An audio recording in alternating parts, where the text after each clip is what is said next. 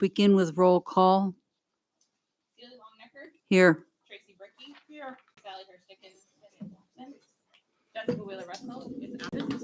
Laura Vincent. Here. Eric Hansen. Here. Daniel York. Here. Owen Harrington. Here. Peggy Jones Blanchard. Here. Lauren Martin. Here. Melissa Muzzy is absent. Right. Thank you. Thank you. Please join me in the Pledge of Allegiance.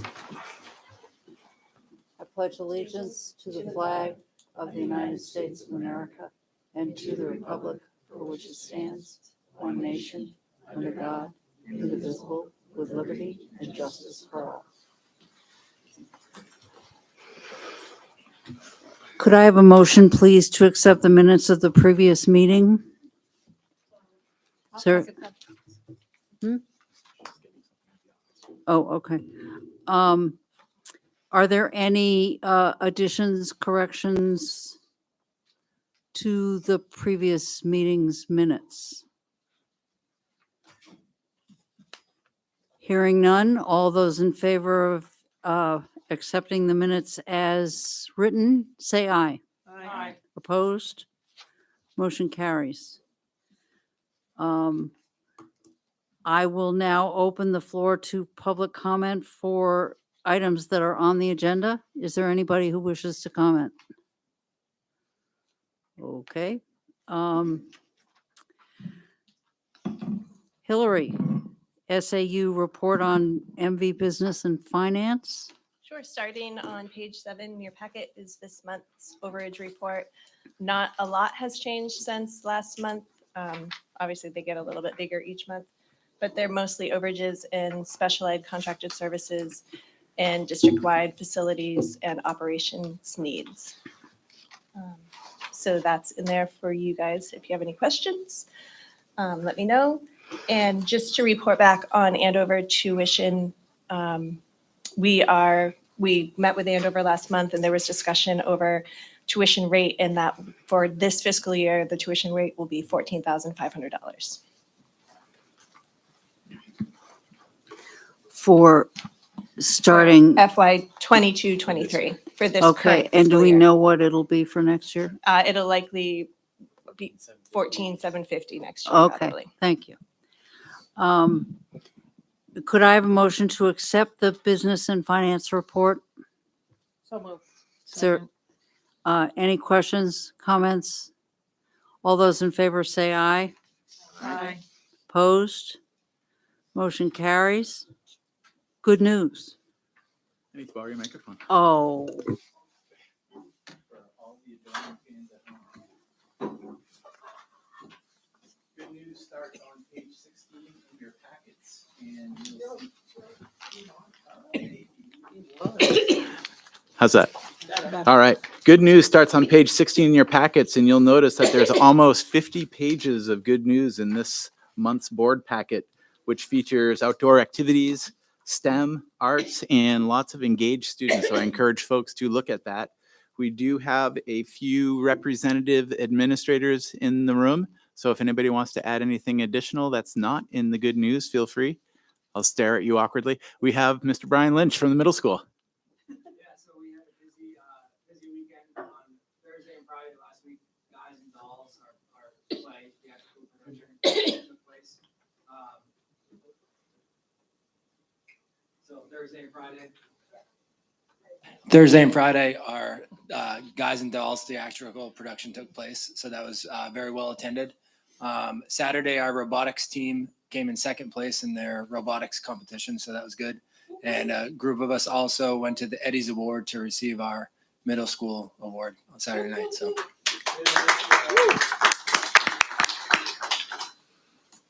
All right, anybody else while you got the mic? The mic is hot. All right, thanks, Nick. So I'm going to turn it over to Dr. Wormel to introduce tonight's brief presenter. If This is still part of good news. Got it. So we're going to bump that to. maybe, hopefully, we got a little disco action happening.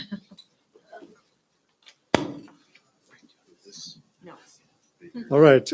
As you may recall, at the beginning of this year, we had a report from our esteemed unfinished learning coordinator, Dr. Punton, and she is going to lead us through sort of some culminating bits. This will be the last time that she presents to this board because our loss is Laconia's gain.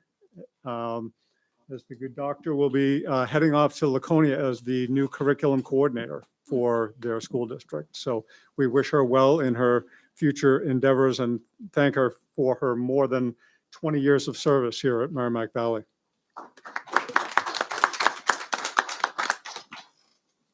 It's going to be hard to leave. All right, so my update. So I starting off with just some preliminary results of the state testing that we have so far. Not all of the grades have finished testing. Schools haven't finished. This also doesn't include the SAT high school data. But right now, for the reading and writing, the ELA assessment, we're at 44% proficient. And math at 39% proficient, but again, mostly middle school, some elementary data. So looking at it historically, this is the ELA results. Since schools are still testing, we don't have the state average yet to be able to compare, and math as well. So kind of leveling out with math from last year to this year. And so while this is looking at the number of students that are proficient, I think it's also important to look at growth and looking at how our students, even though they may not be moving up to a 3-4, which is what this is counting, the question I asked was, are our students making growth even though they're in the 1s, 2s, and 3s and 4s? Because even if they are a 3, are they continuing to make enough growth? And so the state does not define a growth target. And so I had to take a really deep dive in looking at the scaled test scores. That's what I'm using to compare. And with that, looking at all the permutations of what does it mean to go from 3rd to 4th grade in a level 1 and to go from a 1 to 2 and all of that. It was a lot to look at. Nothing consistent, but enough for me to be able to say that in English language arts, in order for a student, say, for example, a student was at the 60th percentile, to stay at the 60th percentile, they need to make 15 to 25 points on average, and for math, 20 to 30. And so with that, if we take a look at, again, the students overall, because elementary has not finished testing. I haven't finished all of the growth data to take a look at that. So this is middle school right now. 65% of middle school students are making growth in reading and writing. And when we look at, again, the target of being more than 15 points, again, if this is our 65% are making growth, 45% are meeting growth and exceeding that growth target. And for math, 85% of the middle school students are making growth, with 65% of them meeting or exceeding growth targets. So again, while we always have room for improvement, I think looking at the growth for these is just as important as looking at the number of students in each performance level. So some of the things that, in addition to that, and looking at overall the different data measures that we have, I mentioned the last time I was here that I did take a look at 5-year historical data for how our students were doing in grades 3 through 8, and determined from there what our areas of strengths and needs are. And I shared that with the district coordinators for math and ELA. That went also to the curriculum committees. And we, with the curriculum coordinator, I met with those grade levels to talk about, where our strengths and weaknesses are and what we can do to start, again, meeting all of our students' needs. Another data point that we hadn't looked at for a deep dive was we give a local placement assessment for students 5th through 8th grade for math placement 6 through 9.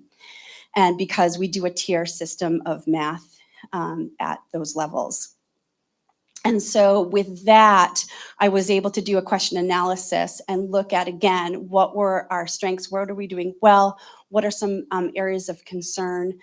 And it matched up mostly with the state data. And I met with the grade, again, shared that with the district coordinators and curriculum committees.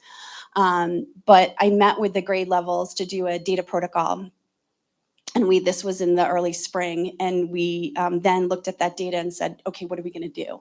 We have just because we have strengths and we have some weaknesses or things that we can continue to work on, what are we going to do right now? And then what are we going to do in the future?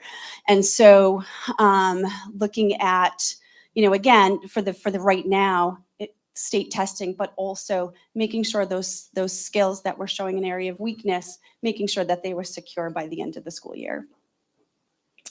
And then I looked at it vertically as well and met with the vertical team to talk about those strengths and the things that we can work on that they can work on as a vertical team. I keep saying we but it won't be we anymore. I'm so sorry. I also did the same thing in turn, looking at the NEWA data, which is our MAP testing or other standardized testing that we do in the district, looking at that as an additional growth measure. Are our students, again, what has been, and as a teacher in the classroom was like, they need to make 6 points. They need to make 6 points. It really depends on the grade level and when they're testing. Sometimes they need to make more than that. And then again, looking at, for all of these measures too, if this is where our students are, that's keeping them on the same trajectory. How can we move them to the next level? And so looking at, it's not 6 points, it might be 12 points to move up. Because if you're, again, and that was compared to a mean that's normed, that NEWA does share with us. And again, if you're at the 50th percentile, you should be making the mean growth. But if you're a bit lower, you need to make more than that. So again, how can we continue to make sure with all of this data to continue to support our students, support our teachers, making sure our systems are in place, again, to make sure that our students' needs are met, diverse needs are met. I continue to collaborate and provide data for the math and ELA support lab teachers. So I met with them, what are you working on? Taking a look at the NEWA data and identified students that would be in need of additional support. Making sure giving that information of readiness so they could get into that unit of study and be able to meet grade level standards. And then I did look at those students that, the students that were identified for targeted support, did they make growth? And they did, which is good. And then lastly, many of the other things that I've done, but I did work with our teachers to start, including the science teachers, to look at the state modular and interim assessments, to use those as formative assessments. Kristen's nodding her head because she was one of them. And so, and actually I was supporting in one of her classes to say, how can we use this data? How can we use these questions to support our students and get them ready, not just for the test, but the rigor and making sure that matches our instruction. So that was a lot of that. And then another thing that I mentioned the last time I was here was I looked at the summer enrichment program that the middle school had. And I surveyed students, parents of those students, and teachers who participated in the program. And so again, just kind of generally, kids enjoyed doing it. The parents agreed. And so but what I wanted to know is, do students feel connected to school by participating, going to school and doing activities or being part of a school in a different way? And so majority of students said that they were connected. Their parents and teachers said more so. And I think the question, again, asking, do you feel connected to school, may be a little abstract for our kids, but the things that they shared with me, the things that they filled out in the surveys, really demonstrated that by participating in the program, they felt more connected to school and being part of the school community. And some themes that I came up with, the research showed, is that participating in the program, students developed relationships with other students and staff. I pulled out a couple of quotes from some of the things that I found, and the idea of that they were making friends and getting to know people before they came to the school.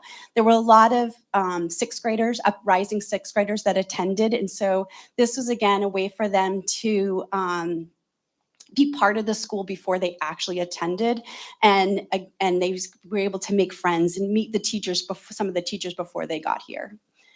And again, making common ground with students that they may not have hung out with. That was an older student. Another theme was that increase of student confidence and lessening of anxiety. So students really felt that by coming to the school and being part of the summer enrichment program, they got to know the school, they got to know the teachers. They were excited about coming to school. And this is a parent, this last one, saying about, again, feeling comfortable at the school. So again, lessening that anxiety, their fear is that they're going to get shoved into a lockers and get lost, right? And so that obviously never, well, they might get lost. I don't think they get shoved into lockers, but again, that they were feeling more comfortable and had less anxiety about coming to a new school. They had the opportunity to be active and productive over the summer. So not only was it about just getting out and moving, but team building and learning life skills that would be outside of academics that are just as important. They had fun. So again, they had the opportunity to try different things, work on personal projects. They enjoyed themselves. And this quote from a teacher said that they were able to see school in a different light. And I think that's just as important. Again, we want students to come to school to learn, but also feel safe and secure. And when they feel that way and they feel more comfortable at school, that will make the learning that much more accessible to them. And lastly, that it was ongoing learning. I mean, we are school. And so again, it wasn't just learning about academics, but also being able to learn how to be more social, to meet new people. That will help them feel more comfortable and perform better the next year. This particular quote from a teacher who ran the hiking program, she said, "It was great to see students conquer fears and overcome doubts about their abilities." And so having that student in their classroom, having something that they were struggling with and giving them the opportunity to say, here's just another mountain. It's okay. You've been successful. You can do this again. And so, and again, that I think this was you, Kristen. This was that they were able to be a leader in the classroom. And so all of those pieces together show that the summer enrichment program was beneficial to students. It was beneficial to teachers. They got to see kids in a different way. And this data was used. Brian Lynch wrote a grant so he could continue to fund the program, and was successful in doing so. So those are some of the things, my update, and some of the things that I worked on. Thank you. Thank you.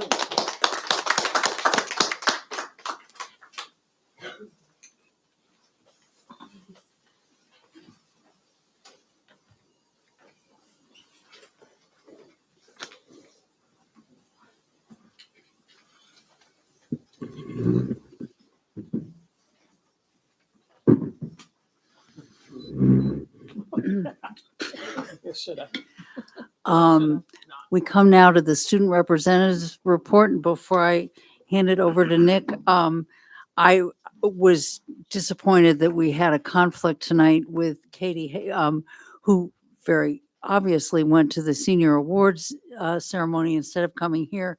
She's been with us for 2 years, hasn't she? Or yeah, 2. And I just want the record to reflect that we really appreciated her service, and we will miss her and we wish her well. You have big shoes to fill, Nick. Don't worry, I brought some jokes. Okay. All right. So I have a few important dates here. June 10th is graduation, and then finals start on June 14th. Transition days are back here at the high school, so kind of the same as last year. So we have mock schedules. So pretty much how that works is you go to every class that you have next year. So you're going through your exact schedule, just like 15-minute periods instead of like 45 or 50. We'll also have tours for incoming freshmen, a student panel. So we had a lot of great questions that the 8th graders have for incoming freshmen. So we'll be able to answer that for them. We have activities, pep rallies, all the goodies, ice cream, everything like that, just to kind of get them into the groove and introduce them to the high school before they get here. So our Samsung Solve for Tomorrow team made it safely to and from Washington, D.C., bringing the phosphorus filtering turtle Shelby along with them. 3 students, Rayana Devone, Alyssa Ishii, and Kelly Bentley all went down, as well as Mr. Dunnan. They had a great time down there visiting some cool places like the White House. They also got to meet United States Representative Annie Custer. National Honor Society, there was a service project with Samantha Kimball, Alyssa Ishii, and Taylor Davis. They actually made blankets for the homeless. The blankets will be donated to Joanne Fabrics Project Linus. So that's pretty cool. And 2 jokes here. What are 10 things a teacher can always count on? Their fingers. I'm a freshman and I still don't know the whole alphabet. I don't know why. I stole that one. There was a robotics meet this Saturday and I stole that one from the NHTI president. Oh, I heard he was really good at dad jokes. Thank you, Nick. Moving along to committee reports. Melissa is not feeling well, but Randy's going to report on the policy committee. I will. Yes? So we had a meeting on May 15th, and our goal this time around was to look at a number of the B policies, which you may remember really shows how the function of the board. And there were a number of policies that we went through that just required some grammatical changes. So we grouped them in 2 different groups. We have 4 policies that are in your packet that just had some minor grammatical changes that we came across. And then there's another section of policies, 4 policies that have that required some modernization. So they had the word chairman, so we're to chairperson, and just modernizing those policies. So there's really no substantive changes. It's just grammar and more modern language. So we would be asking, because it's just a slight revision for the board to move those forward tonight at this meeting. Okay. Do you want them moved As We a- do a slate. as all 8 of them or 4 and 4? 6 and 2. Yeah, I don't confuse me. I think we can do a slate because they're all minor changes. The committee looked at them in 2 different chunks, but I think because they're all minor revisions, we could do them as a slate. Then I move that we forego the second reading and just pass these. So do we need to name them? Let's see, we have, B, BBAB, roles and duties of the board chairperson and vice chairperson. BBBC, board member or district officer resignation. BDF, MVSD advisory committees to the board. BFE, administration and policy absence. BEB, special and emergency board meetings. BGE, policy dissemination.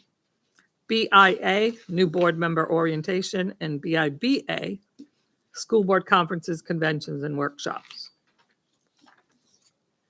okay. So it's moved that we accept the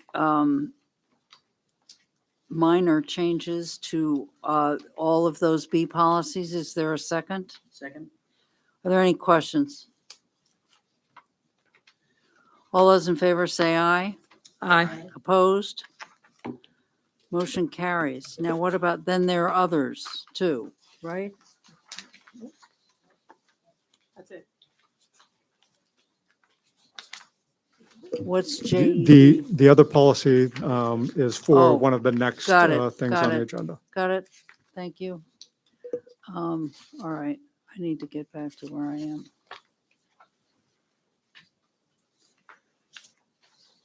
So we didn't vote yet, did we? Did we vote? Okay, so that's done. The New Hampshire School Board Association. Oh, I'm sorry. I got myself. Yes, I do. Yes, please. Yes. Celia and I are sharing a mic tonight. I'm going to introduce Mr. and Mrs. Page. They have asked to the board for a waiver of policy JEB. I shared some documents with the board that Mr. Page shared with me after the publication of the board packet. Those documents were there to give you some perspective and background on the request. Stephanie Wheeler did just send to me today the kindergarten screening information. I have that with me. If we need that, I can tell you that everything would be as expected for an incoming kindergartner. Mr. and Mrs. Page asked for a public session. They have an opportunity to make this request in public or non-public. They've asked for a public session. Like we talked, I invite you to come up. Yeah, to the front and they row. can come right up. Yes. I'm giving you a long lead in. We can slow clap you up to the front Yeah, if you'd like. yeah. So I will now stop talking and hand it off to you, Mr. Page, so that you can fill in some of the blanks and let folks know about your request. Sure. This is our first child, so I don't know much about this request, to be honest. But I thought I'd come here today to talk about Adeline and our plans to get her into kindergarten. So Adeline has spent 2 years in preschool at East Andover Village Preschool. She got a letter from the director advising that kindergarten would be good for her, as well as performed the ages and stages questionnaires for 54-month and 60-month. And we didn't see any areas for risk or concern. We got a letter from her PCP saying that she is physically fit, she's very strong, ready for sports in school. So that went well. And so here as her parents, we are looking to get her into kindergarten because she misses the cutoff of September 30th with a birth date of October 7th. So it is a 7-day miss. Regardless of the time she misses it, I felt it was important to carefully analyze the pros and cons of sending her or holding her back. And most of my studies found that I feel like she should go to kindergarten. With the least important, there's a financial component to this. Preschool annually is $10,000. So that's a pretty healthy sum that could be allocated to better things for her. Getting her out of preschool where I feel like a third year, she wouldn't benefit much. If she had to stay there, I feel like she would be taking the place of a student who may need preschool more than she does. So I feel like it is time for her to go in that regard. And finally, as her parents, we feel that it's time for her to go to kindergarten. And you might ask, what does that mean? I think that means that to talk about or to quote this great novel, The Art of War, the battle is won or lost before it is fought. I'm sure some of you have heard that. So what does that mean? That talks about preparation, planning, strategizing, and to speak on that, what does it mean to be prepared? In this conversation, being prepared, Haley and I are prepared to be part of Adeline's team. So Adeline's team right now consists of the kindergarten teacher, her class, herself, and her parents. And we believe everybody on that team is ready to support her in success. So yeah, we just ask that you allow Adeline to go to kindergarten. Does anyone on the board have any questions for Mr. Page? I just have one. So socially, I know that a lot of kids who are younger who go into kindergarten early might find the frustrations, but she's been socialized for 2 years at the preschool in East Andover. I do agree with you. A third year would probably be, a little overkill. Mhm. But how is she socially? When she can't complete a task, is she frustrated? Does she, or does she just accept it and as well as a 5 and 6 year old can? Does she just keep resilient to it? I believe she is pretty resilient. She really likes learning. We do a lot of home activities that kind of I don't push her to the limits, but you can tell when she gets a little challenged. And she handles it really well because we talk it through together. And it's nice that she is willing to talk it through together. And if I understand part of your question correctly, there is concern. I've read with a lot of studies that say being the youngest in school can be difficult. I imagine that sometimes being the oldest in school can be difficult, and being the fastest or the slowest can be difficult. And that's what her team is really there for, and we're here for. So I think that maybe answers your question. Sure, thanks. So, Sorry. do you want No, go ahead. I'll ask after. to? We have this conversation with families every year, a few anyway, and we always ask, and I feel the need to ask, if it does not work out well, will you be amenable to her doing kindergarten again?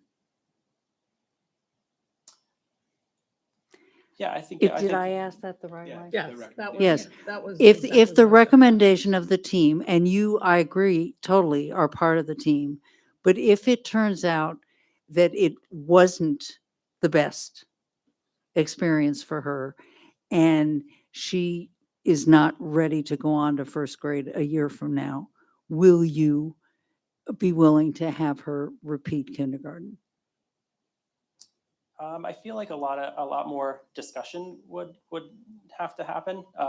You might be more familiar with what that looks like. I've never seen that, but certainly I would have a conversation with her and her teachers, and make the best decision for her. So if that decision was to repeat kindergarten, I don't think that would be a bad thing. It certainly would be a team discussion. I'm not saying Yeah. somebody would say, you have to do it. It wouldn't be like that. Yep. So the goal here is just to get her as prepared as we can for the rest of her whole life, and that starts. I mean, that has already started. So if more time is needed to make first grade successful, then we should do that. Fair enough. That was the exact question I was going to ask. Oh, you probably would have asked it better than I. No, I don't think I would have. Okay. Does anyone on the board have any other questions for Mr. Page? Would somebody like, I do need a motion. I would move that we, I don't want to say forego, that we Agree to waiving of agree to waive policy JEB. policy JEB For for Adeline Adeline Page. Page. I second that. Any discussion? All those in favor say aye. Aye. Opposed? Adeline will start kindergarten in the fall. Whoop, whoop. Thank you very much. Thank you. I'll send Stephanie Wheeler an email just to let her know. You know, I'm sure she'll be in contact. Thank you. Okay, now I'm back on track, right? Right. The New Hampshire School Board Association has a delegate assembly in October. And they give all member school boards an opportunity to propose resolutions at that assembly. And the deadline for doing that is the end of July. So this is on the agenda so that you can be aware and think about if you think there's any resolution we should be putting before the School Boards Association. We need to do that by next month's meeting. The other part of that delegate assembly is that Lori Carey was our delegate for a long time, and Melissa has been her alternate delegate for the past several years. And I've asked Melissa to step up and be our delegate for this year's assembly in October. Anyone is welcome to go, and it can be quite an interesting meeting to go to. But if there's anyone who's interested in being an alternate delegate, please let me know. Questions? Okay. Personnel update.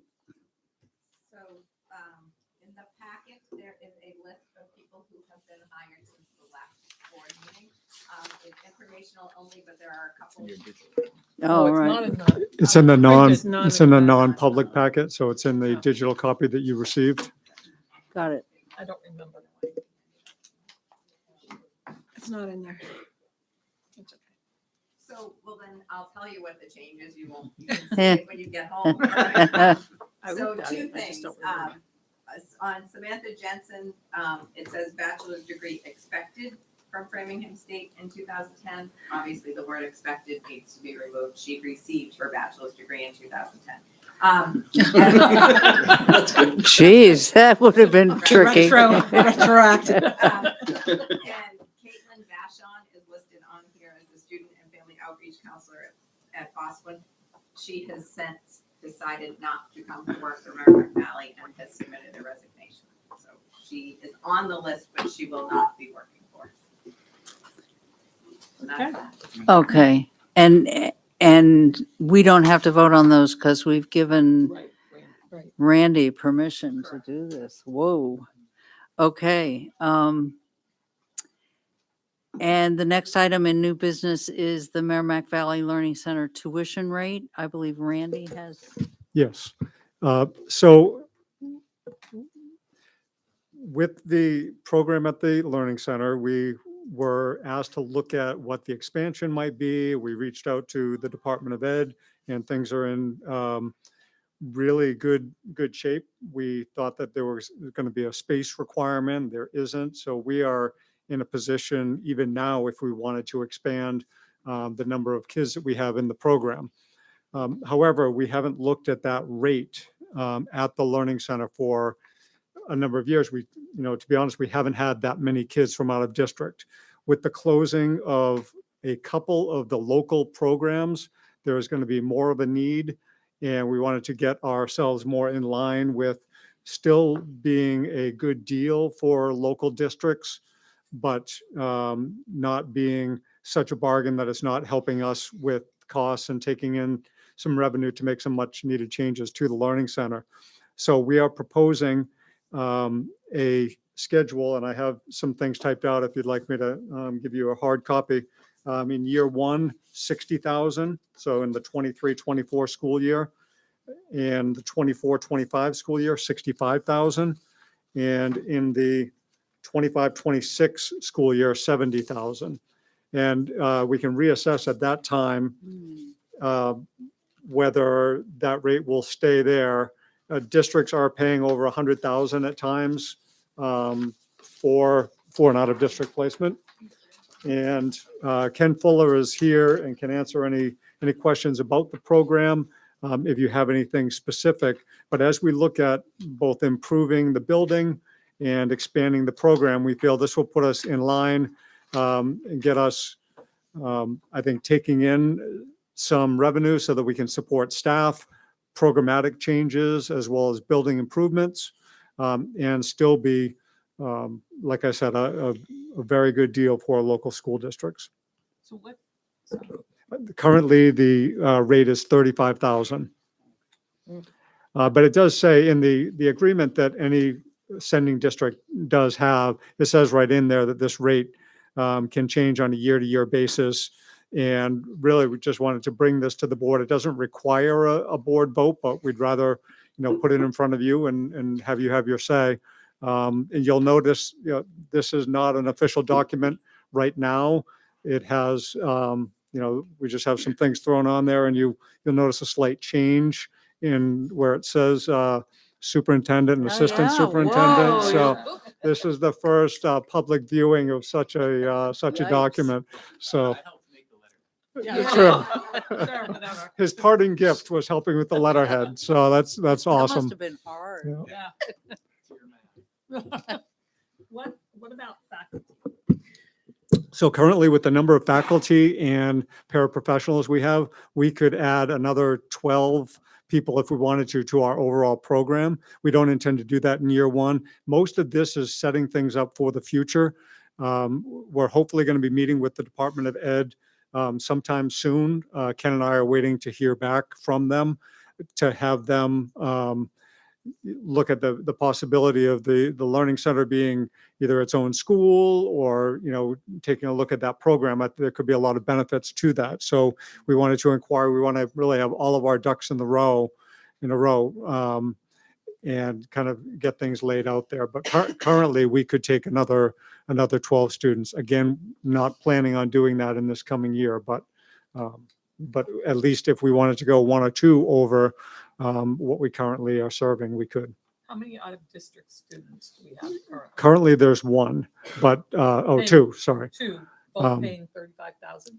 Correct. Prorated if they came in at different times during the year, but yes, but just in the last week, Mr. Fuller has had a number of inquiries about the program, both because of the success in the program,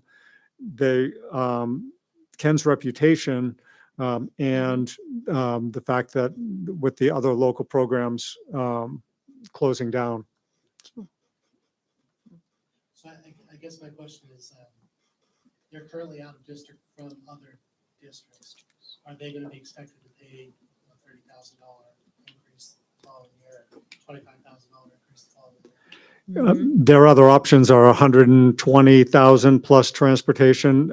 If you look at some of the other, yeah. So, even though this has been a long time coming, we may need to have a sidebar with the student that's been here for 4 or 5 years in that price. But I think if we have this price structure moving forward, I think the program still, if we can expand in the 24-25 school year to take another 12 kids, those are going to be the numbers, and we'll still make sure we have the seats for Merrimack Valley, and then the revenue making seats from the out of district placements. If there were like special ed costs beyond the usual, like at the down there we were having them pay the extra, would something like that be in place here? Because we decide whether folks come into the program or not. It's not a public school where people just automatically go to. That wouldn't necessarily be an issue in this case. Yeah, they would have to match the profile of the program because the program is designed for specific student needs.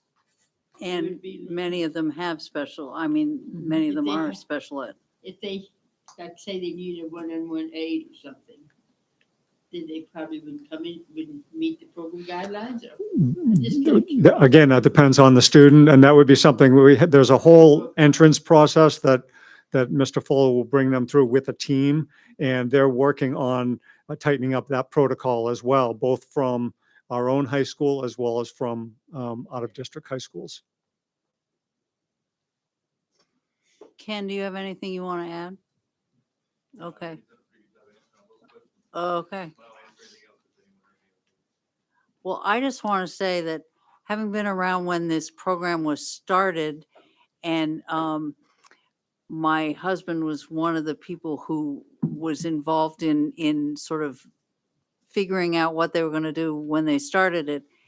The goal always was to be a service that was available to surrounding districts, and to have kids tuitioned in from other districts, much more so than has been true lately. So this, in my mind, would be going back to what the original plan was. Yes. I guess just to say really quickly too, you hear the stories of kids being sent out of state even at this point. The more that we can have schools like this within this area, within the state, the better it is. And you're right, Randy, this is a deal to have, and it's good for this district too. I know that you said we aren't required to vote on this, but I would like us to support Randy and Ken in going forward to explore this further. So could I have a motion to accept this proposal? So moved. Is there a second? Any comments, questions? All those in favor say aye. Aye. Opposed? Motion carries. Thank you. Thank you. Manifests and journal entries. You have all seen them electronically. Tracy and I have signed off on them. Could I have a motion to accept them, please? So moved. Second. Questions? All those in favor say aye. Aye. Opposed? Motion carries. The only thing that I have to report is that Tracy and I went to the Eddie's Awards extravaganza on Saturday evening in support of and with great excitement for our middle school being named the Middle School of Excellence and our special ed director being named the special ed director of the year. It was a very proud evening for Merrimack Valley, and we congratulate them all. Randy, you're up. All right. And we did have, I'm not biased at all either. We had the two best speeches of the entire night We as did. well. And there were We a did. lot of There were speeches. a lot of speeches. So, I'm telling but you. no bias either. Don't do it. So this past week, I did get to attend a few sessions with Catherine, both an assistant superintendent meeting as well as a title grant through the Department of Ed. And Merrimack Valley was used as an example of creativity and follow through on grants. And they highlighted not only some of the grants we've done in the past, but the work that we're doing on an ongoing basis. And then look to us to help craft what could be used as a district-wide place to have common language for grants and things like that. So I think that was high praise because that was unexpected, but they said, hey, while you're here, do you mind if we, embarrass you a little and use you as an example? So, so that was very nice to see, and I think just goes to the work that's been going here for a while now. And other than that, I'm going to keep it short. And Shelby. um, What did Shelby do? in the national, we did not get the big prize. So we only came home with, she asked about how Shelby did in Washington. So there'll be a book coming, Shelby Goes to Washington, maybe, or something like that. They had a great time. And as Nick mentioned, they got to meet with some of our Congress people and really learned a lot and came back with that experience, as well as all of the things that they made for being, 3 years in a row now, state finalists, and then to be on that national stage was just amazing, considering they're going against schools that they focus, like their entire class is the Samsung Solve for Tomorrow, and what that looks like. So by all accounts, just a fantastic trip. And if you did get a chance to see them on that live feed from DC, they did a great job and certainly did us proud. And they did bring in a substantial amount of money. Yeah, in the like 50 process. grand or something like that's all. that, and Okay. I mean, different let's things for not- the classroom and for the kids. So Okay. You're up. Okay. Well, I'll also mention the Eddie's Awards in my report. I had some folks come up to me during the evening and say, this sounds and feels like the Merrimack Valley Award ceremony. And we were highly featured for the excellence in the district throughout the state. So it was really a really great experience. And Brian in the middle school were great. And Mary was up there, and we had a very strong MV contingent. In fact, the gentleman from McDonald's, who has been working with McDonald's for 45 years, has all 5 of his kids went through Merrimack Valley, and he came over to our table and just thanked us. And his son that I remember teaching back in the day, I don't know, Dan, if you went to school with him, McGee. Yeah. He's a meteorologist in Virginia, and apparently can do that from home. So pay attention to science. So it was just a really great experience, and MV is in just such great shape. And you see the work that Dr. Punton was showing us tonight. Teaching is a strategic profession, takes a lot of skill, takes a lot of thought, and when you do things the right way, once in a while you get recognized for it. So it was really cool. You don't do it to get recognized, but it's nice when you do get recognized. We also had our retiree tea a few weeks ago, and that was really, really cool. Chris Michael, our food service director, and his staff always put out a good spread. I may have talked about meatballs a little too much during the retiree tea. They were really good. And again, it was another highlight for the middle school because they had, I think I tried to count the years. They had about 78 years of just MVMS experience between 3 people, which was a lot. And Brian was on his game again. He had some great quotes, made people laugh. And it was really nice homage to folks who have dedicated their careers to MV and generations of students here in the Valley. And the retiree tea is a really good thing that we do. So I encourage folks to go to that every spring. The meatballs are excellent. Yeah. And as this is my last official report, I just wanted to thank everyone for 9 years. It's been my honor. It's been humbling. It's been challenging. It's really been my honor to work as the superintendent in the Merrimack Valley and Andover school districts for the last 9 years. This marks my 20th year in MV. And it's where I've spent 20 of my 29 professional years thus far. So it's a place that's close to my heart, always will be. And I just wanted to thank everyone. Thank you. That's it. All right. Where are we? Topics for the next board meeting. Anyone? Okay, I will now open the floor to public comment. Is there anyone who wishes to comment? Can we see if we use Nick? Nick, can we see if we Yes, use Lori this one? and then Louise. Yeah.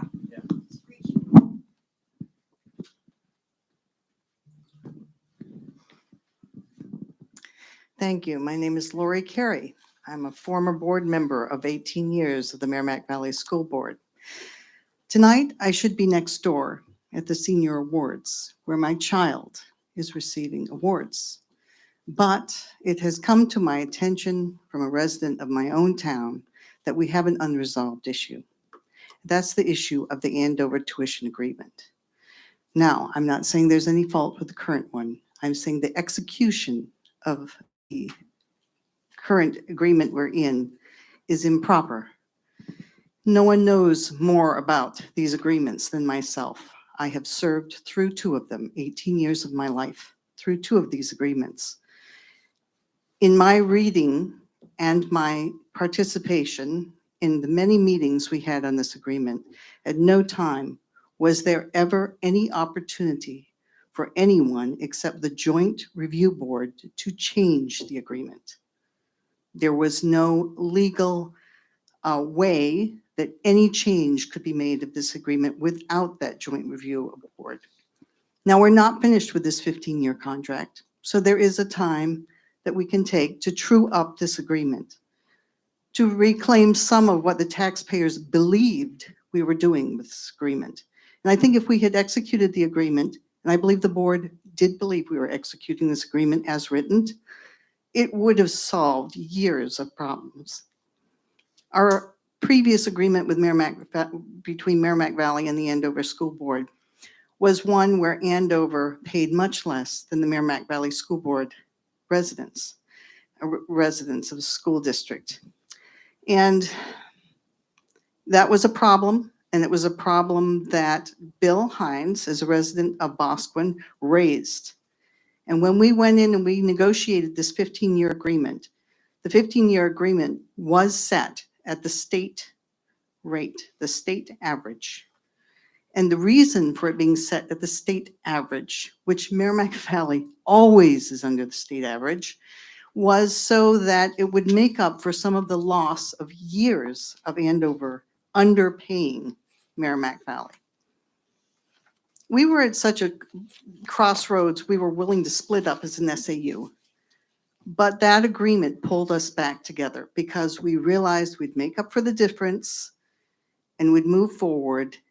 And Doug Bovair, who represented Andover, agreed to a 15-year agreement, which was rather unprecedented at the time.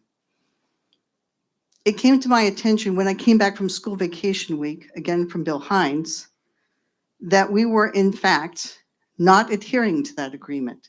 Now, through all the meetings we had in this agreement from 2018 until the successor agreement was created, it was never raised that we were not charging Andover School District the state average. We all believed in those meetings we were charging Andover the state average.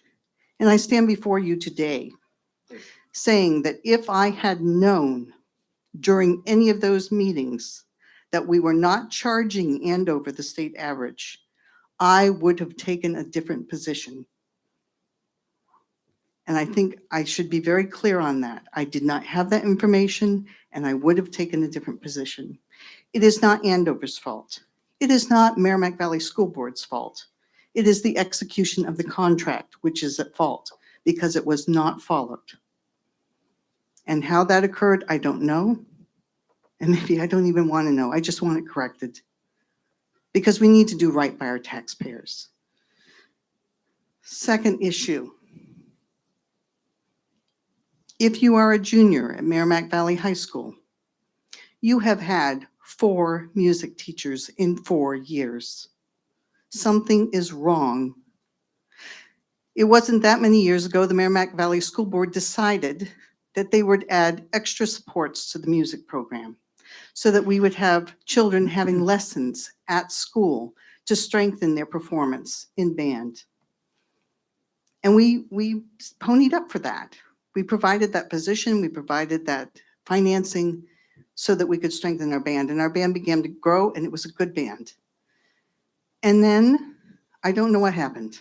We changed our philosophy on how we were going to do this. We were going to have one band person run both bands at the middle school and the high school. Time, Lori. Well, let me just say this. It doesn't work. You need to relook at your program. It's a failure. When you go through 4 teachers in 4 years, and the Music Educators Association is telling me now, Merrimack Valley is a place you don't want to be employed, I think you need to relook at the way you've done things and go back to the earlier model where you provide supports. No additional supports were provided during COVID. The band did not perform during COVID, yet we provided supports for the sports team and allowed them to perform. We've got to do better by our kids. Thank you.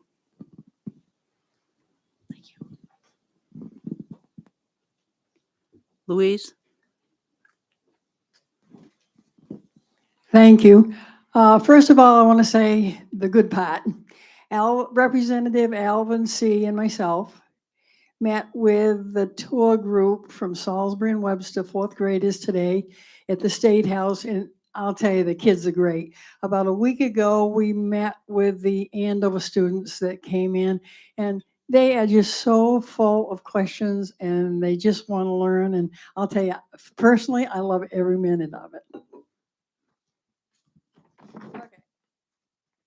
Get on my glasses. Okay.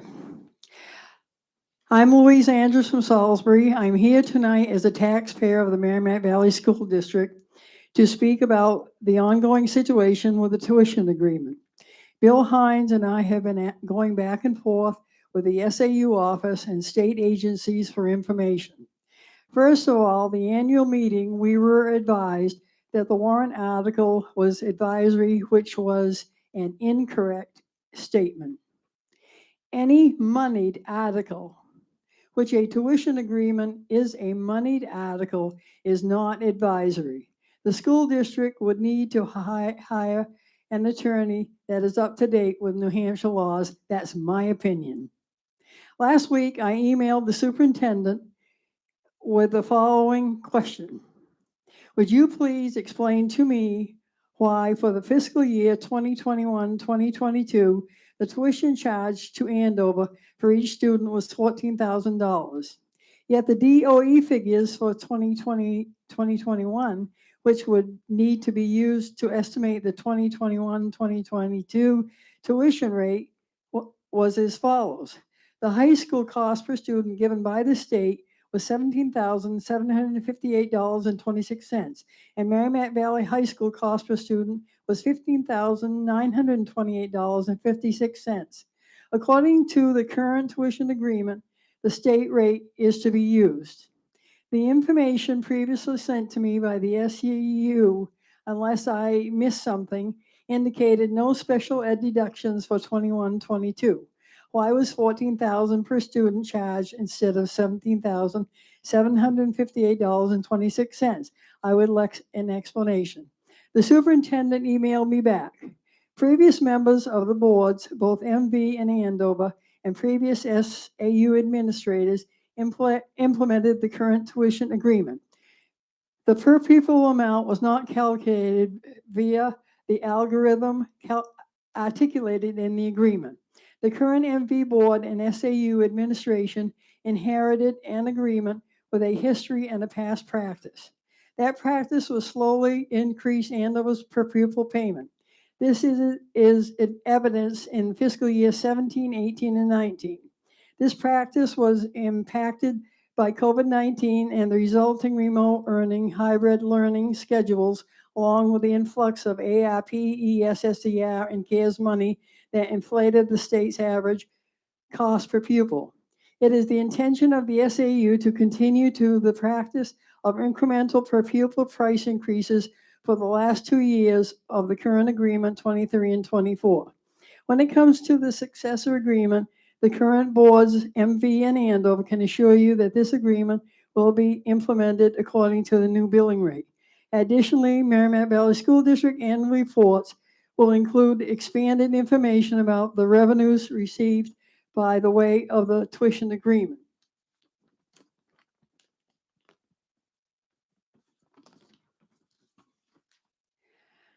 I am very disappointed in the explanation given, as employees of the SAU have been in the Merrimack Valley School District for a number of years, 9 years, 6 years, 5 years. And some school board members have been in their office for 7 years, 19 years, 6 years. And I will excuse new school board members as they might not have been familiar with the tuition contract. The current tuition contract is in its 14th year. It is impossible for me to excuse or justify that this tuition contract has not been followed all these years. Not knowing is inexcusable.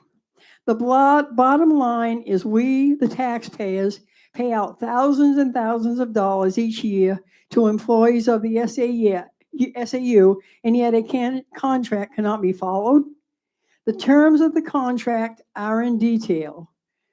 What else is not being followed in our school district? Where is the oversight of the school board? All I can say is that enough is enough, and we, the taxpayers, deserve better. Thank you. Is there anyone else who wishes to speak? Okay, do we have non-public? Can I just say, just a reminder that we are not meeting on July 3rd next month. Oh, We're meeting right. on July 10th because July 3rd is a holiday. Right. All right. So the July meeting, thank you, is going to be on the 10th. You'll be running that meeting. Lucky you Did- all. Were we going to do any other calendar stuff tonight, or we weren't No. going to do that tonight? Nope. Okay. All right. Could I have a motion, please, to go into non-public session under RSA 91A 3(2)? So moved. Is there a second? That's a roll call vote, please. Dan.